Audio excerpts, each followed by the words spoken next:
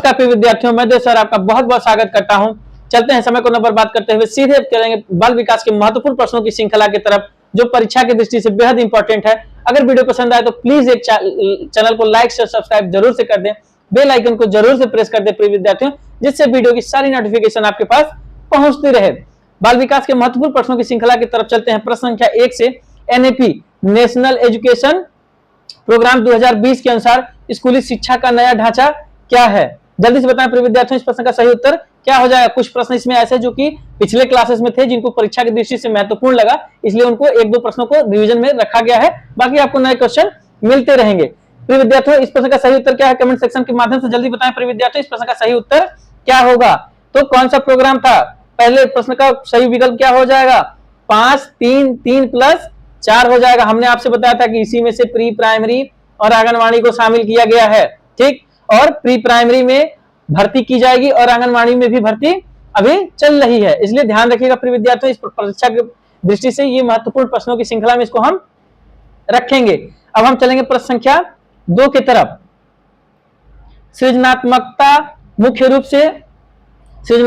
मुख्य रूप से किस प्रकार के चिंतन से जुड़ी है? अभिसारी चिंतन, अपसारी चिंतन, आलोचनात्मक चिंतन, तार्किक चिंतन। जल्दी से बताएं प्रिय विद्यार्थियों। हमने हमेशा बताया इसकी थिंकिंग कैसी रहेगी? डाइवर्जेंट रहेगी, ठीक है। अपसारी चिंतन रहेगा, ये एक चीज को विभिन्न पहलुओं से सोचेगा, कई तरीकों से इस पे चर्चा करेगा, क्रिएटिविटी रखेगा अपने दिमाग में। अभिसारी चिंतन ध्यान रखिएगा, पिछले बार पूछ चुका था, इसलिए हमने इसको बार बार इस क्वेश्चन को शामिल कर रहे हैं, इसलिए इस प्रश्न का सही उत्तर हो जाएगा प्रिय विद्यार्थियों। कमेंट सेक्शन के माध्यम से सारे प्रश्नों के विकल्प को जो आपको समझ में आए उत्तर जरूर देते चलें, इससे आपके दिमाग में स्थायित्व बनता चला जाएगा। अब हम चलेंगे प्रश्न संख्या 3 की तरफ। प्रश्न 3 की तरफ चलेंगे। आरटी 2009 के तहत सामान्य बच्चों के लिए मुफ्त शिक्षा की आयु है 5 से 14 वर्ष, 6 से 18 वर्ष, 6 से 14 वर्ष और ऑप्शन 7 से 15 वर्ष। जल्दी से बताएं प्रिय विद्यार्थियों, इस प्रश्न का सही उत्तर क्या हो जाएगा? रैपिड फायर में चलेगा आज क्लास। जल्दी बताएं प्रश्न संख्या इसका क्या हो जाएगा? 6 से 14 वर्ष हो जाएगा। अब हम चलेंगे प्रश्न संख्या 4 की तरफ। समावेशी शिक्षा का क्या अर्थ है? दिव्यांग बच्चों को अलग पढ़ाना, ये कट जाएगा। एलिमिनेट करना सीखिए ऑप्शन, क्योंकि इसके बाद सीटेट आएगा, आपको उसमें भी लगना है प्रिय विद्यार्थियों, इसलिए इस चीज का ध्यान रखें। ऑप्शन एलिमिनेट करना आपको बेहतर आना पड़ेगा, क्योंकि आपको 5 से 10 क्वेश्चन यूपी टेट में इस बार या हर बार कह सकते हैं, ऐसा आपको पेडागोजी से मिलेगा ही मिलेगा, समावेशी शिक्षा से आपको मिलना तय है। और परीक्षा का स्तर मैं बार बार कह रहा हूं कि उठा के रखिएगा, ध्यान रखिएगा, तो अपनी तैयारी को उस हिसाब से मजबूत करते रहिएगा। रैंक दिशा एकेडमी के साथ बने रहिए, एक सब्सक्राइब करके जरूर रखें चैनल को, जिससे कि सारी वीडियो आपके पास पहुंचती रहे। आपकी तैयारी को बेहतर बनाने का जिम्मेदारी हमारी है। जल्दी से बताएं, सभी बच्चों को एक छत के नीचे बिना भेदभाव के पढ़ाना, ठीक है। इंक्लूसिव लर्निंग जो हमारी है, समावेशी शिक्षा, यही हमें सिखाती है कि बिना भेदभाव के, ऊंच नीच का भेदभाव न करके, बच्चा कम सुनने वाला है या फिर उसको थोड़ा सा सोचने समझने की क्षमता कम है, हमें किसी प्रकार का भेदभाव नहीं करना है। अगर सृजनात्मक बच्चा है तब भी, समस्यात्मक बच्चा है तब भी, किसी प्रकार का भी बच्चा है, हमें उसको क्या करना है? एक साथ बैठा के एक अच्छे वातावरण में एक ही छत के नीचे शिक्षा देनी है। अब हम चलेंगे प्रश्न संख्या 5 की तरफ। देखिए यहां थोड़ा सा समझ लीजिए, सृजनात्मकता केवल चित्रकारी या कला नहीं है, यह एक समस्या को नए और मौलिक ढंग से हल करने की क्षमता है। इसमें नवीनता और उपयोगिता दोनों का होना अनिवार्य। ध्यान दीजिए, नवीनता शब्द पूछ लेता है कभी कभी और मौलिकता भी पूछ लेता है। ध्यान रखिए, ये दोनों शब्द एज इट इज उठा के आपको ऑप्शन में डाल देता है कि सृजनात्मकता से संबंधित है। इसमें दे देगा आपको मौलिकता और अभिसारी चिंतन, बहुत सारे 2-3 ऑप्शन आपको डाल देगा और पूछेगा निम्नलिखित में से सही विकल्प का चुनाव करिए।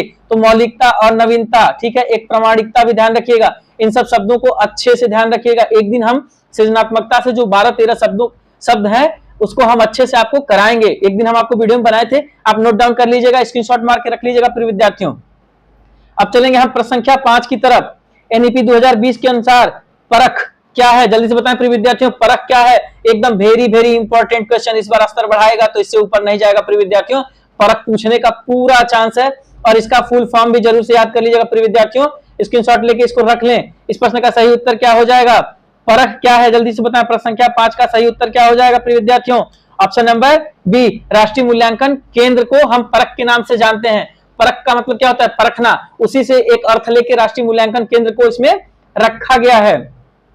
अब हम चलेंगे प्रश्न संख्या 6 की तरफ। प्रश्न संख्या हम 6 की तरफ चलेंगे प्रिय विद्यार्थियों।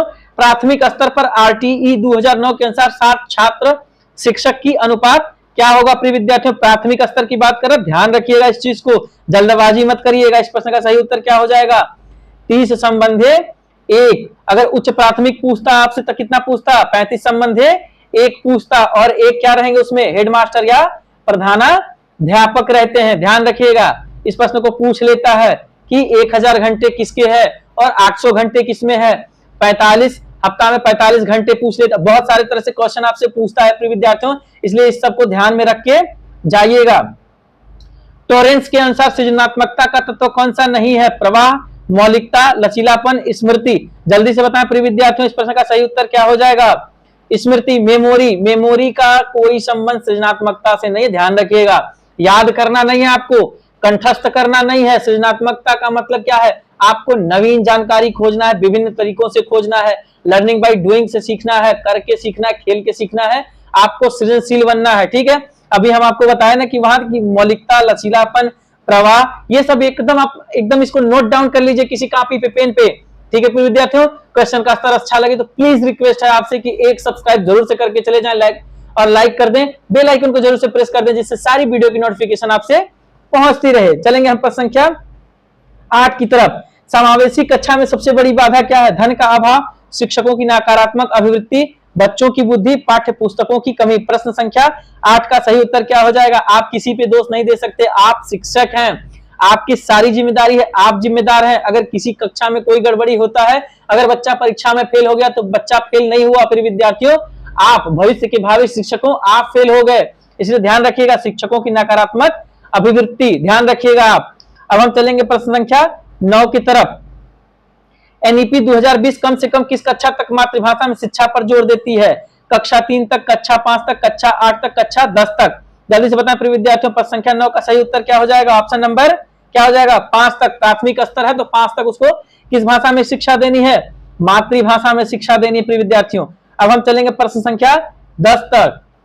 आरटीई 2009 की कौन सी धारा शारीरिक दंड और मानसिक उत्पीड़न का निषेध करती है, जल्दी से बताएं प्रिय विद्यार्थियों, वेरी वेरी इंपॉर्टेंट क्वेश्चन में इसको लगा लें, ये आपसे पूछ सकता है इस बार कि कौन सा प्रश्न। इस प्रश्न का सही उत्तर क्या हो जाएगा, ऑप्शन नंबर सी, आर्टिकल 17 कहता है आरटीई 2009 की कि शारीरिक दंड और मानसिक उत्पीड़न बच्चे को नहीं देना है। इस धारा को याद कर लीजिएगा, खासतौर से इसको याद कर लीजिए, आर्टिकल 21 याद कर लीजिए, 45A याद कर लीजिए। ध्यान रखिए, ये सब धारा ऐसे हैं जो कि हमेशा पूछते हैं, और 2002 का संशोधन याद कर लीजिएगा। ठीक है, अब हम चलेंगे प्रश्न संख्या 11 की तरफ। मस्तिष्क उद्वेलन की विधि का प्रतिपादन किसने किया था, जल्दी से बताएं प्रिय विद्यार्थियों, प्रश्न संख्या 11 का सही उत्तर क्या हो जाएगा, ऑसबॉर्न ने। किसने, ऑसबॉर्न ने। अब हम चलेंगे प्रश्न संख्या 12 की बात क्या हो जाएगा, 12 की तरफ। आईईपी का पूर्ण रूप क्या है, international education program, individualized education plan, Indian education policy, inclusive education plan. जल्दी से बताएं प्रश्न संख्या 12 का सही उत्तर क्या हो जाएगा प्रिय विद्यार्थियों, इंडिविजुअलाइज्ड एजुकेशन प्लान। अब हम चलेंगे प्रश्न संख्या 13 की तरफ। एनईपी 2020 के अनुसार किस वर्ग तक स्कूली शिक्षा में 100% जीईआर का लक्ष्य रखा गया है, इस प्रश्न को सही उत्तर क्या हो जाएगा विद्यार्थियों, इंपॉर्टेंट प्रश्नों की श्रेणी में इसको रखिए, कमेंट सेक्शन के माध्यम से इस प्रश्न का सही उत्तर बताइए। जो इस प्रश्न का सही उत्तर बताएगा हमारे तरफ से उसको इनाम जाएगा। जल्दी से बताएं प्रिय विद्यार्थियों, इस प्रश्न का सही उत्तर क्या हो जाएगा, प्रश्न संख्या 13 का ऑप्शन नंबर बी हो जाएगा। 2030 तक लक्ष्य रखा गया है 2020 में कि स्कूली शिक्षा में 100% जीईआर का लक्ष्य रखा गया है प्रिय विद्यार्थियों। अब हम चलेंगे प्रश्न संख्या 14 की तरफ। आरटीई के अनुसार प्राथमिक विद्यालय की दूरी घर से कितनी होनी चाहिए प्रिय विद्यार्थियों, इस पे अभी बहुत सारी चर्चाएं हुई थी, मर्जर के नाम पे इसमें बहुत सारी विरोध झेलना पड़ा था सरकार को। जल्दी से बताएं प्रिय विद्यार्थियों, प्रश्न संख्या 14 का सही उत्तर क्या हो जाएगा, 1 किलोमीटर के अंदर में प्राथमिक विद्यालय होना चाहिए, जिससे बच्चे ड्रॉप आउट की समस्या ना झेलें। कभी कभी होता है विद्यालय दूर होने के कारण बच्चे विद्यालय नहीं पहुंच पाते हैं, ध्यान रखिएगा। प्रश्न संख्या 15 की तरफ हम चलेंगे। सृजनात्मक प्रक्रिया का वह चरण जिसमें विचार शांत रहता है, तैयारी, उद्भवन, प्रमाणीकरण, प्रदीप्ति। पहले तो ये चारों को नोट डाउन कर लीजिएगा प्रिय विद्यार्थियों। इसमें से एक क्वेश्चन ये भी बना सकता है कि सृजनात्मक से रिलेटेड शब्द कौन से हैं, इसमें से प्रमाणीकरण, उद्भवन, प्रदीप्ति, तैयारी। जल्दी से प्रिय विद्यार्थियों, इस प्रश्न का सही उत्तर क्या हो जाएगा, जल्दी से बताएं। प्रश्न संख्या 15 का सही उत्तर क्या हो जाएगा, ऑप्शन नंबर बी, उद्भवन के दौरान क्या होता है, विचार को एकदम शांत रखा जाता है। ठीक, अब हम चलेंगे प्रश्न संख्या 16 की तरफ। समावेशी शिक्षा समानता के बजाय किस पर अधिक जोर देती है? आरक्षण, समता, दया, विशेष विद्यालय। प्रश्न संख्या 16 का उत्तर क्या हो जाएगा विद्यार्थियों? समावेशी शिक्षा किस पे बल देती है? इक्विटी पे बल देती है, समानता पे बल देती है। सारे किस्म के बच्चों को, गरीब हो, अमीर हो, ऊंच हो, नीच हो, उसको थोड़ी जानकारी कम हो, थोड़ी जानकारी ज्यादा हो, सृजनात्मक बालक हो, समस्यात्मक बालक हो, कैसा भी बालक हो, सबको एक छत के नीचे एक समान शिक्षा देनी है। समानता की बात करता है समावेशी शिक्षा। अब हम चलेंगे प्रश्न संख्या 17 की तरफ। एनईपी 2020 के अनुसार एफएलएन का पूर्ण रूप क्या है? 100% आने के चांस है विद्यार्थियों, इतना ध्यान रखिएगा। वेरी वेरी इंपॉर्टेंट प्रश्नों की श्रृंखला में रहिएगा। प्रत्येक दिन रात को 8 बजे ऐसे क्लास में बने रहिए। आपको इसी तरीके से, इसी स्तर के हिसाब से आपको पेपर दिया जाएगा और आपको ऐसे क्लासेस मिलते रहेंगे जिसका कि आपसे 120 प्लस मार्क का जो टारगेट है आपका, वो एकदम आसानी से अचीव किया जा सके। अगर वीडियो पसंद आए तो प्रिय विद्यार्थियों आपसे बहुत बहुत रिक्वेस्ट है कि एक लाइक सब्सक्राइब करके जरूर से जाएं, बेल आइकन को जरूर से प्रेस कर लें। तो प्रश्न संख्या 17 का उत्तर क्या हो जाएगा? Foundational library and numeracy. जल्दी से बताएं प्रिय विद्यार्थियों, इस प्रश्न का सही उत्तर क्या हो जाएगा? ऑप्शन नंबर बी हो जाएगा। अब हम चलेंगे प्रश्न संख्या 18 की तरफ। आरटी के अनुसार एक शिक्षक के लिए प्रति सप्ताह न्यूनतम कार्य घंटा क्या है? 40 घंटा, 45 घंटा, कितना है? 50 घंटा, 35 घंटा। हमने बताया था ना कि आरटी 2009 के अनुसार एक सप्ताह में शिक्षक का न्यूनतम कार्य घंटा कितना है? 45 घंटा। प्रिय विद्यार्थियों ध्यान रखिएगा, इस चीज को नोट डाउन कर लीजिएगा, स्क्रीनशॉट लेके रख लीजिएगा। एक वीडियो को 2 बार देखें, एकदम कंठस्थ याद हो जाएगा। प्रिय विद्यार्थियों, ये सब ऐसे क्वेश्चन है, ट्रेंडिंग क्वेश्चन है प्रिय विद्यार्थियों, ये पूछते ही पूछते हैं, घुमा फिरा के आपसे टकराएगा जरूर। अब हम चलेंगे प्रश्न संख्या 19 की तरफ। सृजनात्मकता की सबसे महत्वपूर्ण पहचान क्या है? तेज गति, सुंदर लिखावट, नवीनता एवं मौलिकता, आज्ञा पालन। प्रिय विद्यार्थियों, ये शब्द आपको बार बार टकराएंगे प्रिय विद्यार्थियों, इसलिए कह रहे हैं कि इन सब शब्दों को एकदम नोट डाउन करके रखिएगा। ये सब कीवर्ड में आते हैं। नवीनता और मौलिकता हमने ऊपर ही बताया था ना कि आपसे एक प्रश्न पूछेगा, नीचे उसका क्या कर देगा, उसके शब्द उससे रिलेटेड दे देगा, पूछेगा कि निम्नलिखित में से कौन सृजनात्मकता से संबंधित है या उससे महत्वपूर्ण पहचान रखता है। इस प्रश्न को ध्यान रखिएगा प्रिय विद्यार्थियों, एकदम अनुभव के आधार पर बता रहे हैं, एकदम ऐसे ही क्वेश्चन आते हैं परीक्षा हाल में। अब हम चलेंगे प्रश्न संख्या 20 की तरफ। LRE का संबंध किससे है? जल्दी बताएं प्रिय विद्यार्थियों। ऑप्शन ए सही होगा, ऑप्शन बी सही होगा, ऑप्शन सी सही होगा, ऑप्शन डी सही होगा। प्रश्न संख्या 20 का क्या हो जाएगा? लिस्ट रेस्ट्रिकेटिव इन्वायरमेंट हो जाएगा। इस प्रश्न का सही उत्तर क्या हो जाएगा? ऑप्शन नंबर ए सही हो जाएगा, लिस्ट रेस्ट्रिक्टिव और क्या हो जाएगा? इन्वायरमेंट सही आंसर हो जाएगा। ठीक, अब हम चलेंगे प्रश्न संख्या 21 की तरफ। एनईपी 2020 किस प्रकार के रिपोर्ट कार्ड की बात करती है प्रिय विद्यार्थियों? एकदम प्रश्न का एकदम से स्तर देखिए प्रिय विद्यार्थियों, किस स्तर का प्रश्न आपको कराया जा रहा है। क्या आपको लगता है कि अगर इस बार यूपी टेट का स्तर उठाएगा तो क्या इससे ऊपर जा सकता है? बिल्कुल नहीं प्रिय विद्यार्थियों। रैंक दिशा एकेडमी आपके उज्जवल भविष्य की हमेशा कामना करती है और आपके साथ कंधे से कंधा मिला के चल रही है प्रिय विद्यार्थियों। कमेंट सेक्शन के माध्यम से बताएं, जो इस प्रश्न का उत्तर बता देगा मेरे तरफ से उसको मोटिवेशनल चीजें जाएंगी।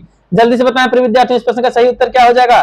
प्रश्न संख्या 21 का सही उत्तर क्या हो जाएगा? 360 डिग्री बहुआयामी रिपोर्ट कार्ड की बात करता है।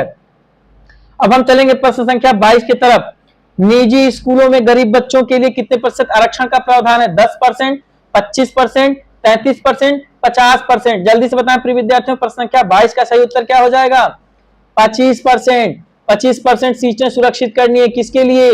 जो क्या है, एससी है, एसटी है, जो शिक्षा से वंचित हो चुके हैं, ऐसे बच्चों के लिए 25% शिक्षक 25% सीटें आवंटित खाली रखनी है उनको। अब हम चलेंगे प्रश्न संख्या 23 की तरफ।